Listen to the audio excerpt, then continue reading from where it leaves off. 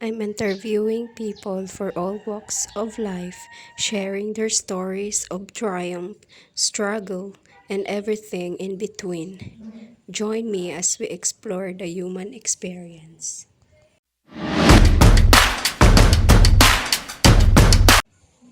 Okay lang ba? Okay, magtatanong ako ng mga regarding sa buhay mo or Pwede yung din. mga nangyari sa buhay mo, Pwede something din. like that. Okay.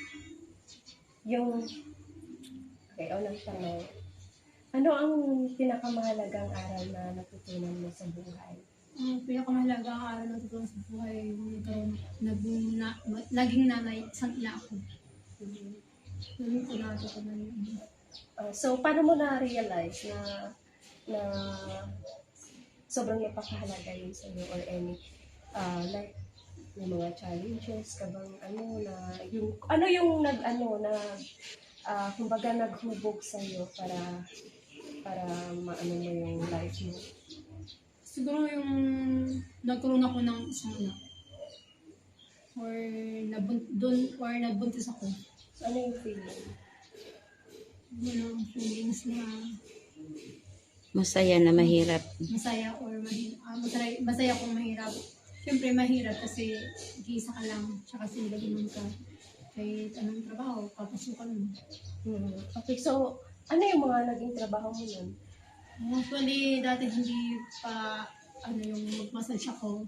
Yung mga lakal para lang mabuhay. Hanggang siya makatapos ng elementary, hanggang high school, ngayon hanggang palihim. Si college na siya ngayon.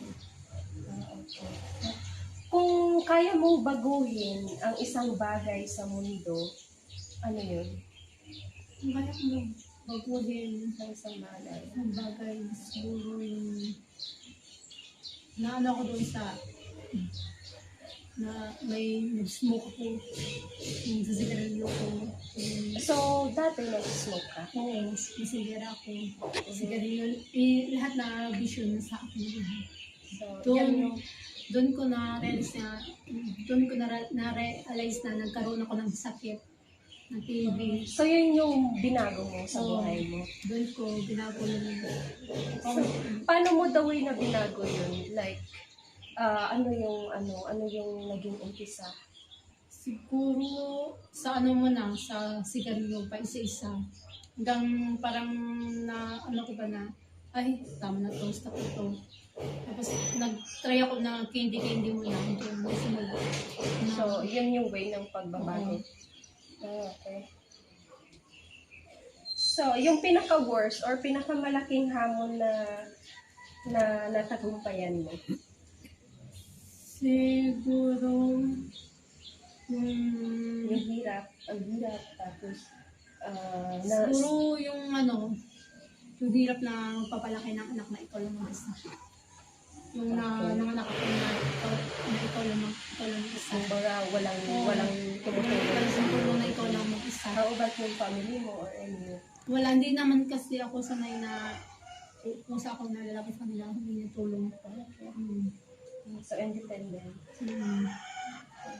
So, pero paano naka-apekto sa'yo yun? Kasi yung doon kasi malayo ako, nasa Bicol pa ako noon eh. Kaya, meeting na doon ako sa Bicol, stay ako doon.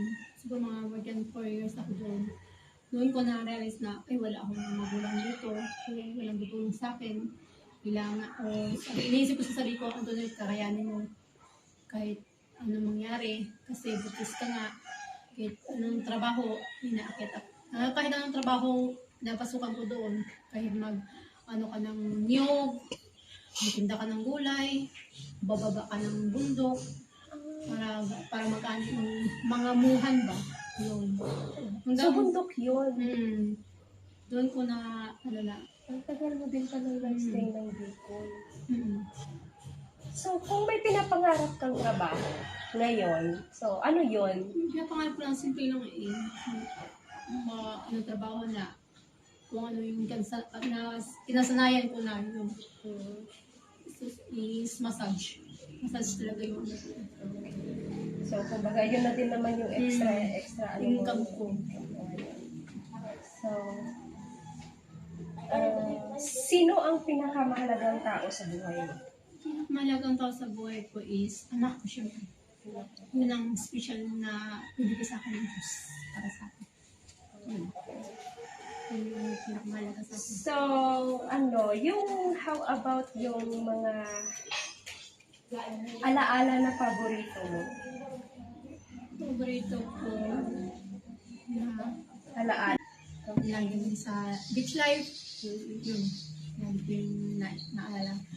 Kasi yung dumating kami dito sa Boracay is 2018. Tapos babe pa lang siya. Sabi niya, mama, pitch tayo, gano'n, lagi bang gano'n, araw-araw na lang babe. So, ano yung pakiramdam na parang, kasi, di ba sa Bicol, ang hirap ng buhay, di ba? Ang hirap. So, ano yung pakiramdam nung parang nakalabas ka na? Siyempre, parang nakakulong ka noon. Kasi nga, So, ano yung pakiramdam nung napunta na kayo dito? Bumalik na ako Oo. dito. Ano naman noon kasi, grabe yung struggle ko noon eh. Oo. Before sa Bicol ako, grabe yung struggle ko. Yung mama ko kasi, ako lang yung nag-iisang babae sa aming kapatid. Tapos, ang ano ko doon, yung focus ng nanay ko doon sa akin, sa doon. Sabi niya, kamusta ka? Kasi yung cellphone, isa lang komunikasyon namin yung cellphone talaga eh. Minsan wala pang connection, wala pang Oo, mahirap yung signal. Oo, tapos sabi niya, kamusta ka na? Ganun. Hindi niya ba grabe yung sobrang payat ko na doon. Hindi ko sinusumbong sa kanila yung Mga karanasan mo. oh, Hirap. Parang parang ang hirap. Ang hirap. Iyak ka? grabe kasi yung hindi, kasi victim naman ito eh. Nagkasakit siya. Nagkasakit ko doon. So, sino yung nag-aalaga sa'yo nung nagkakasakit ka? Yung mama ng parents sa side ng asawa ko. Mabait naman sila. Hindi. Pero inalagaan ka naman nila. Hindi din. Parang sariling katawan mo. Which, magkasakit ka or mabinat ka doon. Wala sa kanila. Kasi ako hindi ko pinapakita sa kanila ng sama karamdaman ko. Yung ginagawa ko doon kapag yung bagong panganak ako doon. Ginagawa ko doon. Mabas na trabaho na ako. Tapos yung asawa na yan, pupunta yan sa kabilang baryo. Eto, tsaka yung situation kasi sasakpan niya ako. Akala niya, hindi inactive ako, pero masakit na yung katawan ko. Kasi nga, bago pa anak ko. Hindi niya nakikita yung pinupa na makaramdam mo na, uy, ikaw mo na mabatay sa anak mo, pagod ako, puyit ako, hanggang ganyan. Tapos sabi niya, may mga mura bang narinig sa kanya. Tapos, yung gusto niyang gamitin ka na meron ka. Papasuan na nagsigaran yun. Ganyan. Tapos, Sinasaktan ka niya? Kasi may pagkano sila sa iba nila. Tapos gusto ko talagang manghiram ng cellphone nun para communication ng uwi ako di sa Boracay. Pero tatawag yung mama ko lang ko, hindi ko sinasabi sa kanila na hindi ko ganyan, hindi ko sinasabi ng kakasakit ako doon. Puro okay lang. Tapos sabi niya, magpapadala daw sila ng pera. Gusto na umuwi kasi gusto nila makita yung ako nila. Kasi yung una ako, yung anak ko doon. Pag-uwi ko, pag ko doon, magpadala yung parents ko ng pera. Pero yung pera na yun, hindi nakaabot sa kanya. Yung sugal siya. Kasi pinadala ng parents ko, siguro mga more than Bakit 6. sa kanya ba pinangalan? Oo, sa kanya pinangalan. Kasi siya yung may ID. Kasi parang medyo nabitin ako dun sa mga tanong. Kasi sa life ko naman, for me, sa akin, sa life ko, yung nagkaroon ako ng anak. Na ako lang mismo yung bumuhay. Kasi, may kasama ka lang sa buhay, pero hindi ko maasahan kundi ikaw lang. Grabe yung struggle. Pag binabalik-balik ko yun, parang iniisip ko lagi yun. Parang magulo. Kaya ko talaga yung gusto ko lagi nasa lang. Lagi masaya pa yung utak ko. Kaya yung isip ko, tsaka kayo nagyaya sa akin. Pero gusto ko yung masaya lagi ako yung may iniisip ko malalim. Kasi kapag may iniisip ako malalim, may ipit sa akin kapag sinusubo ako ng migraine. Yun lang. So kaya pala no, kasi nakikita ko sa iyo is yung lagi Sobrang ka, saya. Mm. Sobrang saya. Yung Doon siya bumabawi. Oh, anong tawag doon? Yung bang panakip butas mo ba yung kumbaga nililibang mo yung Gusto sarili mo mo. ng palagi, kasiyahan, walang stress. Oh, yun. Ganun. Ganyan ang gusto ng anak ko sa akin kasi alam ng anak ko yung kung paano ako magkakaroon ng malalim na iniisip, kung maraming problema, ganyan. Kasi yung ng anak ko, huwag ka mag-isip, kaya natin ito. Mga ganyan ba, huwag ka mag-isip ng malalim mama. Ganun lang, kaya natin yan. Huwag kang kakalmahin mo lang sarili mo. Andiyan mo yung kaibigan mo. Yan, niya.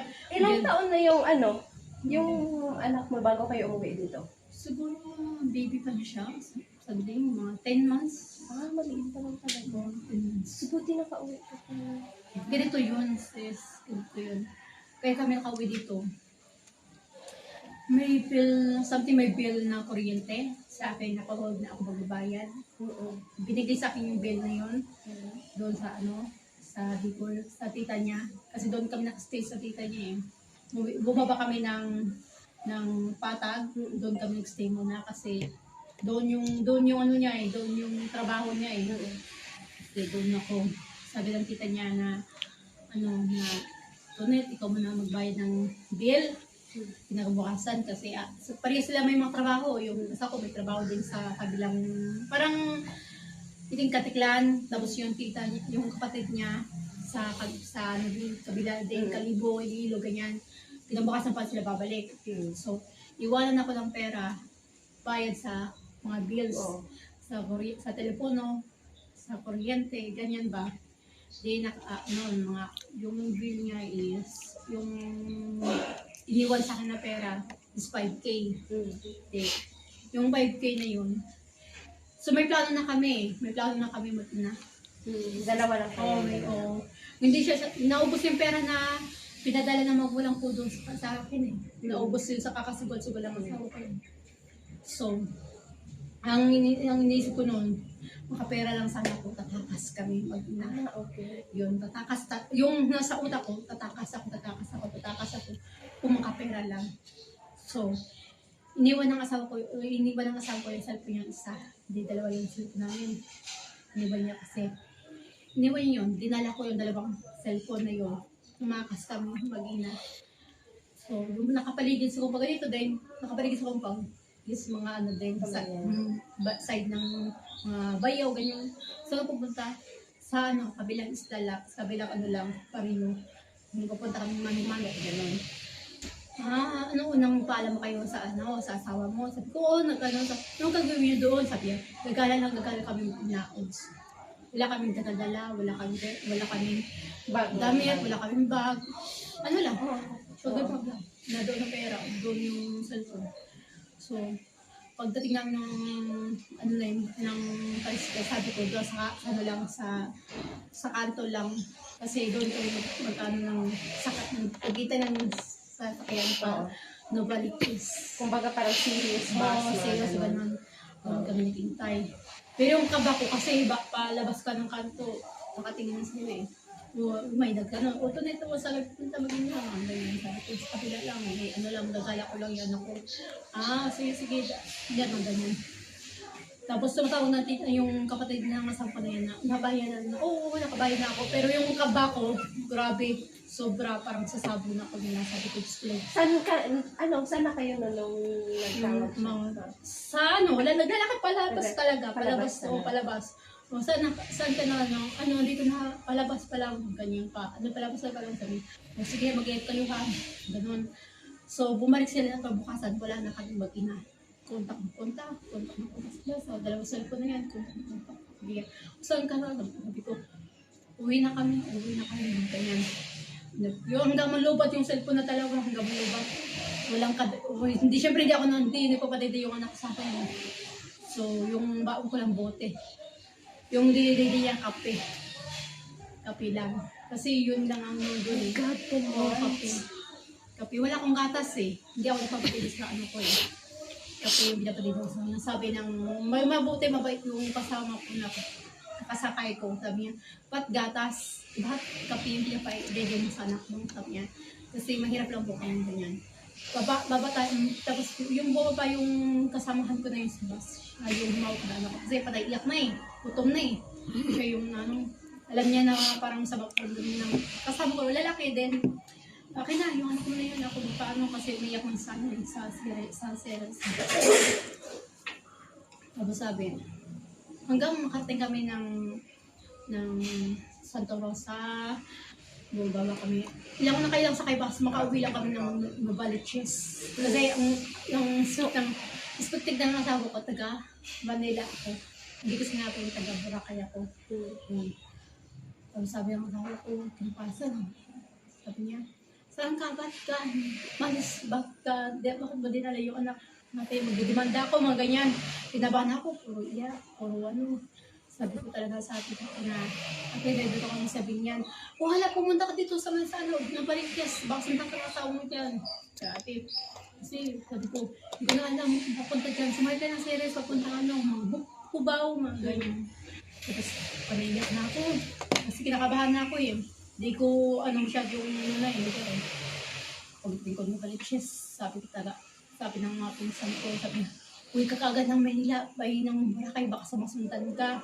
Pag sundan ka dito kasi alam ng asawa mo dito na lugar. Di, wala akong pahinga, wala akong tulog, wala akong kain, hanggang makauwi lang kami ng Boracay. Sabi ng pamilya ko doon sa English, hala, Tonet, ano nangyari sa'yo? Ba't ang payat-payat mo? Bakit buto ka na? Sabi ganyan. Grabe yung iyakan nila. Grabe yung iyakan nila sa akin kasi nakita nila yung papasak-pasak. Grabe yung ano ko ba, yung pag... Kasi ang haba ng lead ko, sabi ko, hindi niya nang alam ko ano nangyari. Sabi mo, okay ka lang. Sabi ko, kakain ka ng oras. Ganyan ba sabi mo kailangan ng asawa mo? Anong gusto mo? Sabi natin nung punta tayo Nicole, kasuhan, sabi niya ganyan ba? Kasi kita nila yung mga sukat-sukat ako eh, di mapasok ako sa ganyan eh. Di mapasok ako, may masunto ko. Tapos sabi niya, uwi ka ng Boracay. Uwi ka na kagad ng Boracay, sabi. Tapos sabi ng mama ko, kontak nila yung mama ko dito sa Boracay. No, tita, yung anak mo dito, bubog sarado pa lang ng asawa yan, payat-payat. So, nagpadala kagad yung pamilya ko ng pera. Nagpadala ng 5K. Tapos sabi siya, ora mismo, pagdating ng Baliches, diretso na uwi. Dito, wala talaga ako doon. Tapos sabi talaga ng mga kasama ko na yun sa barko, anong nangyari sa'yo? Ba't ganyan ka? Parang kasi, syempre nabiyat na ako eh. Yung ulo ko sobrang sakit na. Tapos wala pang bihis nun. Yung ganun pa rin yung damit ko na galing sa Bicol, yun pa rin ang damit ko pag uwi ng Boracay. Wala kasi kami dala eh. Yung dala ko lang, dampinisa. Dayap na mga ganyan lang. Sabi, pag-uwi ng Aklan, siyempre, roro pa yung eh. Pag-uwi dito, grabe yung ng kuya ko sa kapatid. Nung nangyari sa'yo, iyak ka lang daw na sabi ko, grabe yung mo doon, akala namin, okay ka. Ngayon pala, yan yung tsura mo. Tapos napasuntok pa siya sa hindi, parang padurya tayo ng G-Deport. Sinuntok ko yun. Tapos yun. Kinakuha ko kuya ko na grabe yung sundok niya sa padala na. Tapos inubasak talaga yung niya, yung buto niya ba. Yung kuya alam ko sis, grabe yung pasak ko yung napasundo sobrang galit pa niya. Inano niya sa padala ng airport ng Katiklan. Tapos sabi, kala namin okay ka dun sa Bicol, ganyan ba rin sitwasyon mo? Sabi mo, okay ka lang, ba't hindi ka nagsasabi na ganyan pala yung sitwasyon mo doon? Kasi hindi rin pwede na mag-chat ka or email no? Kasi baka mabasa ng asawa mo. Kasi nakaditik sa cellphone na iba eh. Grabe yun. Sabi ko, kuya, may sugat kasi. Hindi, yung galit ko, yung sa manalot ko na pero okay lang to. Ginawa ka din ang anak ko. Sabi, grabe yung tagal-tagal mo na wala dito sa Boracay, tapos kanyang pag-uwi mo, pag-alis mo dito, ang taba-taba mo. Tapos, mo, ang laki ng katawan mo. Tapos pag-uwi mo, ganyan ka na. Ganyan na. Tapos pag-uwi dito, Grabe yung anong gagawin natin, kasuhan natin, mga ganyan, kasuhan natin. Tapos contact yung asawa ko niya, sabi, saan kayo, contact ko niya, sabi ng kuya ko, pupunta ka dito, Boracay, hayop ka, papatayin kita. Diyan ka pa lang sa papatayin na kita. Anong ginawa mo sa kapatid ko? Sabi ko dito, grabe yung nanay ko, grabe yung iyak, grabe yung hindi ka pala nagsasabi, hindi ka pala na ganyan pala sitwasyon dito, yung ganyan. Doon ko na rin sa grabe lang hirap ko pag malayo ka sa pamilya. Malayo ka na walang karamay. Ba't mo naisip na pumunta doon? Kasi ang naman talaga, sa Manila ako, mag-aaral ako ng high school doon. Doon ako gusto magpatapos ng pag-aaral. Yun ang expected ng pamilya ko sa akin doon. Doon ako gusto mag third year, fourth year, hanggang matapos ba ako. Yun ang talaga namin. Doon, yun ang yun ang sinasabi ng mga tita ko na dito mo sa amin. Kami magpaaral ng Kasi dito, ko bisyo kami, may nagmarunong ako minum-minum noon ako, third year, minum na kami. Hindi ako nagkakatiglas ako dito lagi. Parang broken hearted din ba kami magpamilya. Watak-watak ng kami. Kinuha ako ng pamilya ko daw sa Novaliches. Nag-aaral ako doon hanggang health care. Tapos, yun. Pero natapos mo naman. Oo. Tapos sabi ng tita ko na yun, anong gusto mo, pili ko, magka-college ka or magkano ka pa, sabi ko, trabaho. Kaya yung driver na yan ng tita ko nasa yun yung tatay ng anak ko. Tapos, na ako, sama-sama na ako sa mga gang-gang, gusto nila, ganyan. Kada uwi ko ba, pero hindi ako, may trabaho na ako sa SM ko, may girl ako Maganda ang trabaho ko doon. Hatid sundo yung driver na yan ang tatay ng anak ko. Driver ng tita ko. Yan ang kasi lang, parang na-disgrasya lang ba? Parang hindi ko expect na babuntis ka agad ng isang gamit lang, babuntis ba? Ganyan ba? Siyempre, last time tayo. Tapos na ginamit niya ako, siya yung nakanta. Okay. So, kung halimbawa, ganito na lang. Kasi may mga viewers tayo, may mga subscribers tayo. So, papapanood nila to. So, may mga mensahe ka ba para sa kanila or para maging lesson learned din sa mga kabataan or Saan kasi for me, sa kabataan ngayon, mapusok. Kunting lang. Iba na ngayon kasi, sa dati. Ngayon, marami na may mga internet na, cellphone, gadget, ganyan. Dati sa amin kasi wala. Kaya ang ko lang sa mga kabataan ngayon, huwag niyong tularan. Habang bata pa, i-enjoy yung sarili niyo, i-enjoy yung life niyo, i-enjoy yung pagkabata niyo, i-enjoy yung buhay na walang hassle na sana yung parang free ka lang. free. Wala sakit sa ulo. Huwag mo na kayo mag-boyfriend, isipin nyo yung ng mga parents nyo, kasi hindi natin alam kung talaga pinalabasan ngayon. Iba ng mundo ngayon kasi dati. Yun lang.